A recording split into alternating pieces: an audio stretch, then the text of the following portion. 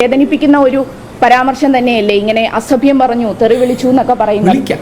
അപ്പം അത്തരം പ്രചരണങ്ങൾ നടത്തുന്നവർ അതിൽ നിന്നും പിന്നോട്ട് പോകണം, വസ്തുതകൾ മനസ്സിലാക്കണം. ഓക്കെ, അതായത് തന്തയില്ല നേരത്ത് തള്ളയ്ക്കുണ്ടായ മക്കളെ എന്ന് വിളിച്ച ആ വസ്തുത മനസ്സിലാക്കണം എന്നാണ് പറയുന്നത്.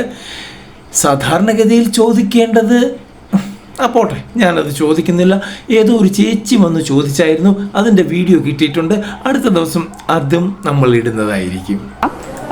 ഇത്തരം മുദ്രാവാക്യം വിളികൾ ഉണ്ടാകുന്ന ഘട്ടത്തിൽ തന്നെ വൈകാരികമായ ഏതെങ്കിലും മുദ്രാവാക്യം വിളി ഏതെങ്കിലും ഒരു പ്രവർത്തകന്റെ ഭാഗത്തുനിന്ന് ഉണ്ടായാൽ, ഏതെങ്കിലും പ്രവർത്തകന്റെ ഭാഗത്തു നല്ല ചിന്താ ജെറോംജിയും വിളിച്ചു.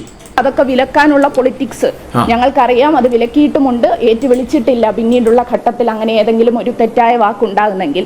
പക്ഷേ ഇവിടെ ഉണ്ടായ സംഭവത്തിന്റെ ഗൗരവം നമ്മൾ കുറച്ച് കാണരുത്. കിണ്ടി അറിയാം, നിങ്ങൾക്ക് വിളിച്ച ശീലമുള്ളൂ. അതായത് ഇത്രയ്ക്ക് നെറികെട്ട കാര്യങ്ങൾ, തെറികൾ പറഞ്ഞ ശീലമുള്ളൂ. അതാണ് നിങ്ങളുടെ പാർട്ടി. ചിന്താ ജെറോംജി.